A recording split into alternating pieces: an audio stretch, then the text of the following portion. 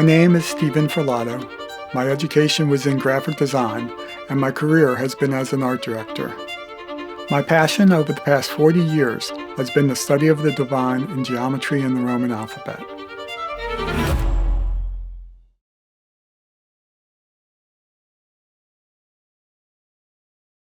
Tell me more about you and the beginnings of the project. As a young man, I fell in love with drafting. I took a 8th grade drafting course with Louis Horvath, and it was the first time that I found success academically in school. And I wanted to be an architect. When I would draft, it would change my physiology. It was really meditative and fascinating to me. And so I guess that was the beginnings of what ended up to be my study of sacred geometry. I also recall questioning the logo for the Metropolitan Museum of Art. They used the letter M, Leonardo da Vinci's letter M. And I was bothered by it, which is a strange thing for a kid, because it promised, or I was told it promised a sense of proportion. But I didn't understand that proportion from what I was being shown in the letter. When I started the project, we discussed it in my lecture. I was fulfilling an assignment to design the logo for the city of Rome. I found the answer rather quickly. I mean, within a few months of study, I found this triangle. I had no idea that the triangle had any properties that I was interested in. I just knew that the triangle belonged to the letters. I was looking for the golden rectangle, which is what is taught in school as being the proportion used in the Renaissance. About 7 years into the project, I never handed in the assignment. I just kept on working on it. About 7 years into the assignment, I was at Weiser's bookstore, and there was this vintage book behind a glass case called The Secrets of Ancient Geometry by Brunes. And it was expensive. It was $75 to buy the book, and at that time that was quite a lot of money for me. I didn't know why I needed it, but I bought the book, and inside that book, it answered many of the questions about the mathematics and the triangle that I was looking at. I was also given a book called The English Kabbalah by William Essen. There was information in that book also that led the way to understanding more and more about my alphabet. My life seems to have been led by these books being gifted to me. And what I mean by gifted is they end up in my hands somehow. And they're always really relevant to what I need to learn. Whether you're a great mathematician or a great writer or whatever, they're gifts given to us. When I discovered the triangle in the letters, I was working specifically on the letter U. If you look at my letter forms, you'll see that the U has a very condensed points that create the circles to create the U. And I was able to see that those points created this 1, 2, root 5 triangle. In William Essen's book, he characterizes each letter, and it's based on the tarot. And the letter U represents the fool. And that's how I've always thought of myself. The fool in the tarot, he's a free thinker. He allows himself to go places where perhaps other people won't go. In my career, I was an art director, and we'd have these think tanks, these major meetings where we try to come up with creative solutions. And I was really young. I started at NBC at 23 years old. And so I'd be in these think tanks, and I would just say the most outlandish things. And I would wait and observe and see what happened in the conversation amongst everybody. And it would allow people to be free with their minds and to come up with creative ideas. And that's how I've always run my life. So it's not based on the histories that I've learned. It's really an instinctual freedom that I've always been in search of. I saw on your website that you've created a glass chapel based on your alphabet. Will you talk a bit about that? Yeah. That's actually going to be the crescendo to my life's work is the chapel. I feel that I'm supposed to build the chapel. I have no idea how that's going to happen. I can't even get published. I need to find an audience first. But while working on the letters, they felt very much to me like stained glass windows. And I would visualize that, and the problem, if it is a problem, because there is a solution, I feel, to having a chapel made out of the alphabet, is that when you go inside, everything's in reverse.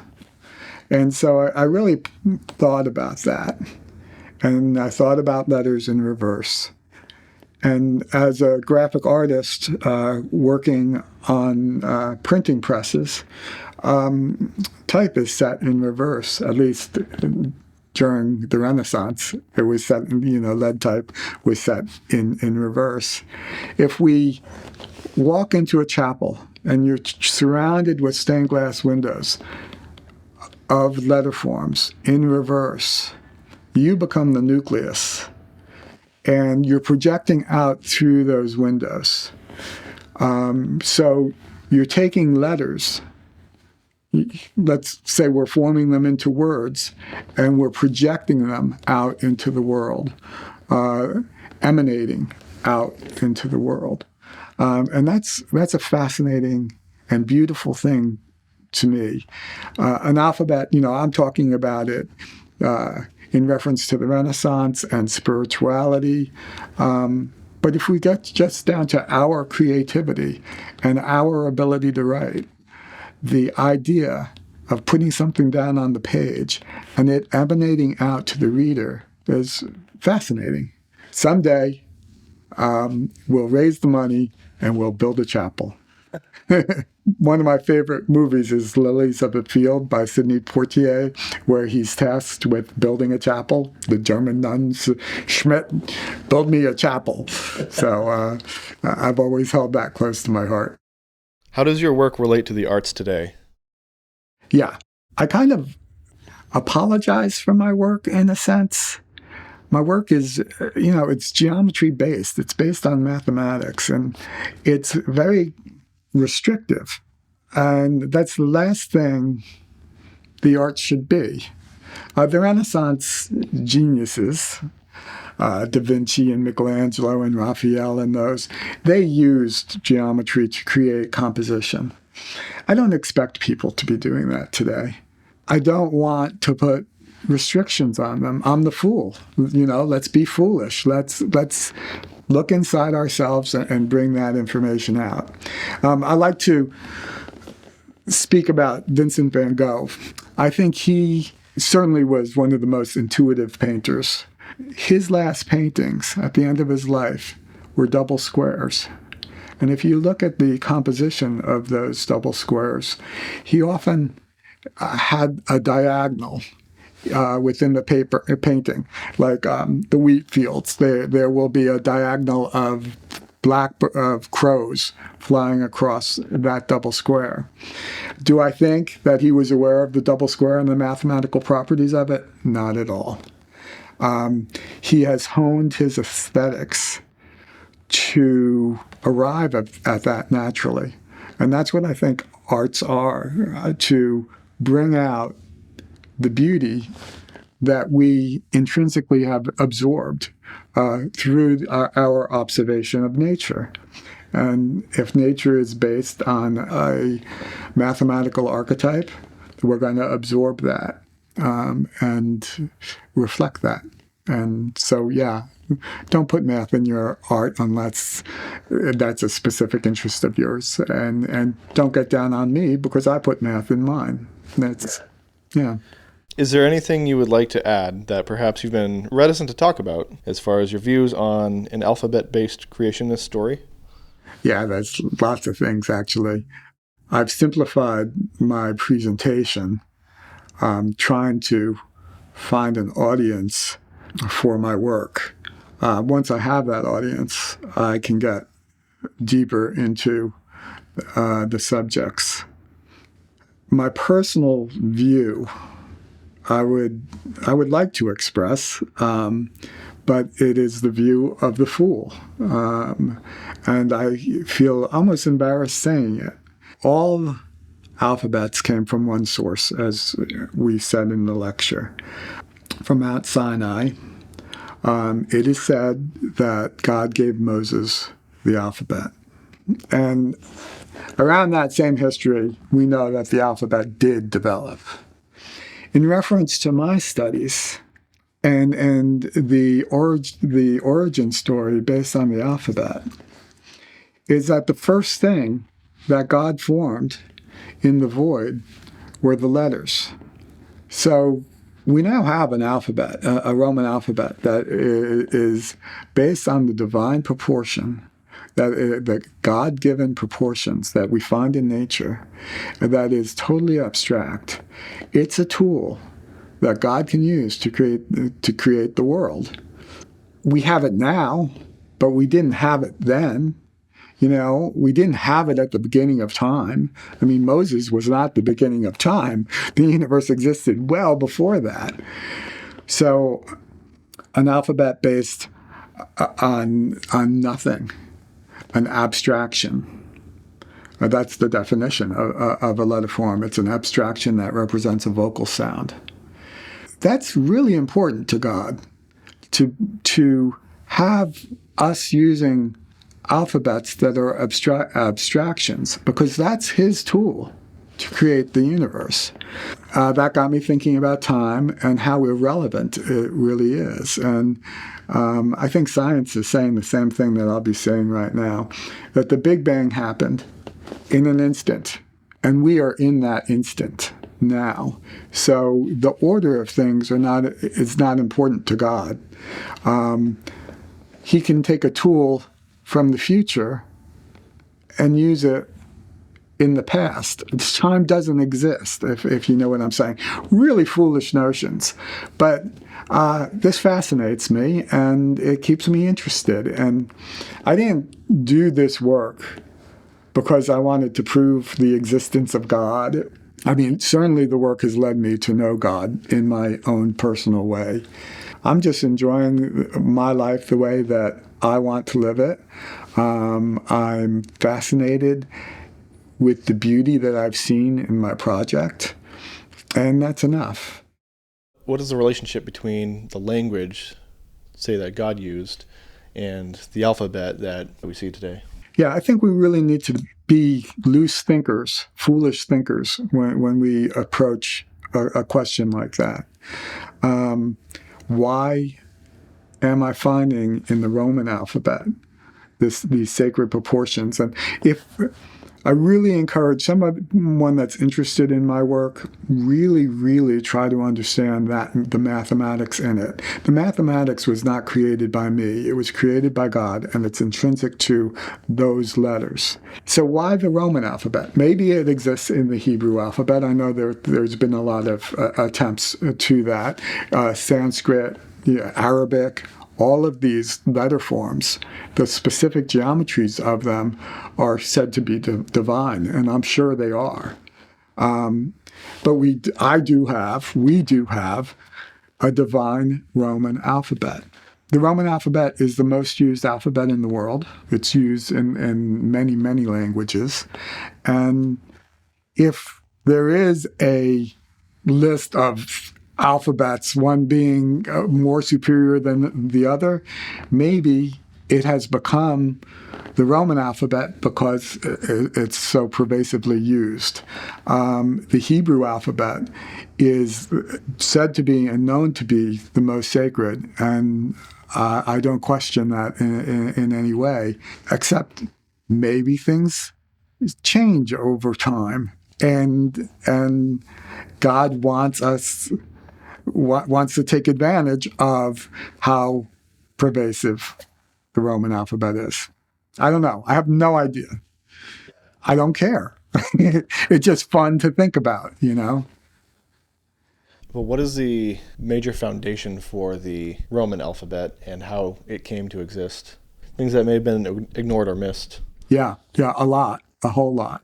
As we said in the lecture, things were written off with the work that was being done during the Renaissance. Many incredible artists worked on this problem, and it was said, and for reasons that we had said, they didn't want to be burned, they didn't want to be labeled heretics. Remember the Renaissance, these guys were truly religious, and they wouldn't want to do anything to hurt their religion, but they wanted to also understand. The Renaissance artists weren't forthcoming. I believe they were dishonest. The academics today look at what was being said and took it at face value and didn't go underneath it at all. Durer, in drawing his letter O, it's interesting because we drew our letter O, concluded an artist must use a pen and ink and freely draw the curves adjoining the circles that are made in his letter O, that it couldn't be done geometrically.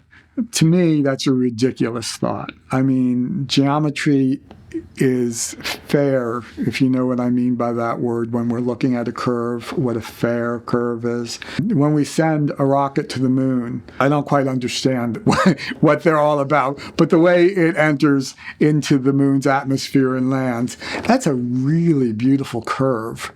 And that's a mathematical curve. If I apply my constants to Durer's letter O, they will form that same arc that Durer said he had to do just by eye. So by Durer saying something like that, the academics today have concluded, well, it's impossible to draw an alphabet based on geometry. And that became pervasive for type designers. When I started as an art director, type designers used a Croquill pen and ink and built their letters up using their vision. As I was saying with artists today, that you need to trust your inner instincts and your aesthetics. And that's how they built their letters. And they were strongly against geometry. I had the pleasure to present my work, well, probably 3 decades ago, to Ed Ben-Gott, a famous type designer. He was rough. He was kind of like the stereotypical New Yorker. And he looked at my work, and he really felt that the letters were beautiful. And that was important to me, that they contained beauty. But when I tried to discuss with him the geometry of it, he got all up and no, I don't want to hear anything to do with that. So the application of geometry to letterform has been dismissed for reasons that I spoke, that the Renaissance artists were so secretive with what they were trying to do that they didn't explain themselves. Steve, do you have any hobbies outside of this? My main hobby is boating. I build boats and I cherish boats. What I find fascinating about boats are their shapes, their curves, their mathematical curves, the fairness of a hull. I'm surrounded here by pottery. I'll pick this up. This is Mark Hewitt's work. He's a world-renowned potter, and he lives right up the street from me. His work is all about curves. Pots are vessels, just like boats are vessels. And the curves are fascinating. If we look at history and the Egyptian vases and stuff, geometry has already been applied to that. We do believe that geometry was used in the creation of those things. And so, yeah, boats, they're curves. And then what do boats do? They bring us out into nature. And the quiet beauty of nature is, that's my main hobby.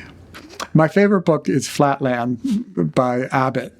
And it's about a square who lives on a two-dimensional plane, and he can't see above that plane, and he can't imagine the world beyond the flatness.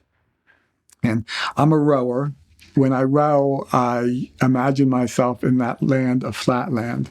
The water is my paper. The boat is my pencil lead. My wake is the line I leave behind. And the oars sweep in arcs like a compass. They leave Fibonacci-like spirals in the water called puddles. And so everything is, my interests are all locked together.